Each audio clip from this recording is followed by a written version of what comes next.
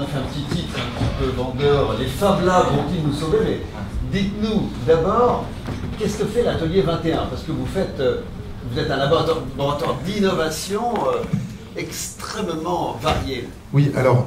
qu'est-ce que vous faites en général bon, et dans le domaine de la précarité?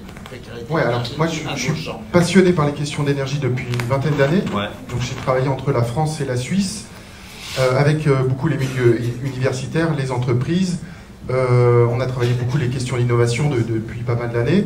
Donc pour lutter contre les changements climatiques, bien sûr, pour lutter contre la précarité énergétique, évidemment, et puis aussi pour être plus performant, parce que c'est aussi gagner de l'argent, finalement, quand on en économise. Et du coup, on s'est inspiré de tous ces mouvements de ce qu'on appelle la recherche ouverte aujourd'hui, qui est une puissance phénoménale, c'est ce qu'on appelle l'open source. Les Fab Labs sont une petite pointe, en fait, une chose qui sort de ça. Et nous, on a décidé d'utiliser l'intelligence collective pour travailler sur ces questions-là. Donc on travaille en intelligence collective sur un immense projet de recherche sur tous les brevets énergétiques qui s'appelle Paléo-énergétique, que peut-être certains ici dans la salle connaissent. On a sorti un ouvrage qui s'appelle Rétrofutur, une contre-histoire des innovations. Et ça, c'est collaboratif, c'est-à-dire que c'est tout le monde qui nous envoie des inventions retrouvées, des inventeurs peu connus. On le fait aujourd'hui à une échelle internationale. On a sorti le bouquin en japonais, il devrait sortir, si tout va bien, avec le MIT l'année prochaine en anglais. De ça, on sort un brevet qui parle de précarité énergétique aussi. Hein. Nous, on a retrouvé un brevet qui permet de recharger des piles alcalines, donc celles qui sont dites à usage unique. Et notre appareil aussi permet de les mesurer, c'est-à-dire qu'on est pour la première fois... C'est un brevet qui était existant dans le domaine public. Hein, on a fait de la rénovation, on a repris un brevet existant. Voilà. On est en train de pousser ça avec aujourd'hui le réseau des Fab Labs français. On est en train de le pousser aussi en Afrique. Ça permet aussi notre appareil de mesurer ce qu'on trouve dans les piles, ce qui n'est pas mesuré aujourd'hui. C'est-à-dire qu'on essaie de rentrer en contact avec 60 millions de consommateurs pour pouvoir publier notre étude, puisque demain, un Français va pouvoir savoir ce qu'il y a dans sa pile alcaline quand il est dans le magasin et pouvoir comparer le prix. On est en train de faire un peu ce qu'on appelle le Yucca des piles. Et vous avez aussi un projet qui s'appelle Act for Energy Poverty. Exactement. C'est quoi ça? C'est un peu un mot en anglais. C'est sur la précarité énergétique. Oui, on l'appelle aussi Agissons contre la précarité énergétique en français. On a la version française, on a une petite brochure ici pour ceux que ça intéresse.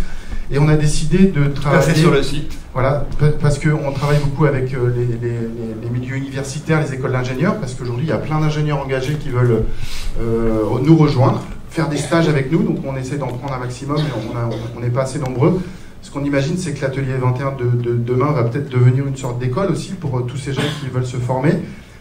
Et l'atelier, c'est de faire travailler les étudiants pour les étudiants, parce qu'on a identifié qu'il y avait 500 000 étudiants victimes de précarité énergétique. Oui, ça, c'est un grand sujet, la précarité en général. Bah, ça fait un demi-million quand même. Ils ne sont pas du tout dans les radars, ils ne sont pas du tout aidés. Et bien nous, on a dit, on va pas attendre, on va les aider à s'aider eux-mêmes. Donc c'est pareil pour les étudiants, on anime des workshops, et l'idée c'est qu'à la sortie du workshop, on fasse des tutoriels pour aider...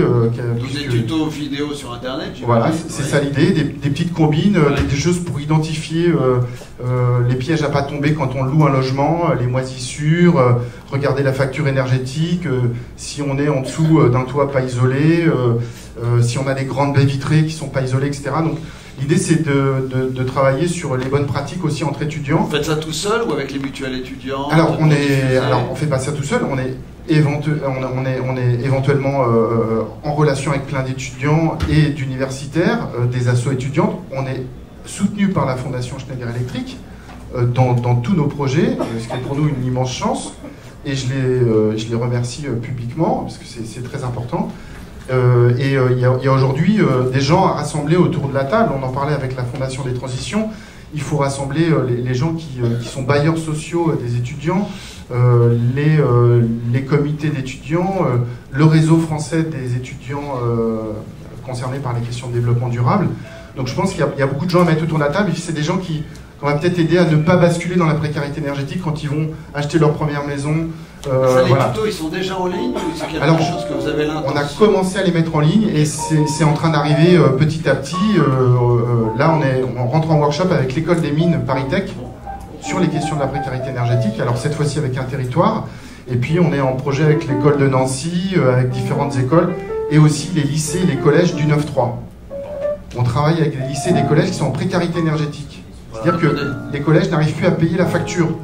Donc les profs et les directeurs viennent vers nous pour dire venez travailler avec nous sur la précarité énergétique dans ces bâtiments-là. Et on travaille avec des prétextes pédagogiques à trouver des solutions comportementales et à faire ce qu'on appelle des patchs énergétiques, des thermographies, voilà, d'essayer d'améliorer le confort avec peu de moyens. Donc, en tout cas, on espère que le fait de devenir grande cause nationale va permettre de faire connaître votre initiative. On le souhaite. Et là, si c'est difficile en quelques minutes de résumer tout ce que vous faites, je vous invite d'aller sur le site, vous verrez, il y a beaucoup d'initiatives intéressantes. Et il y en a d'autres à venir, surtout. Ok. Merci à vous. Merci beaucoup.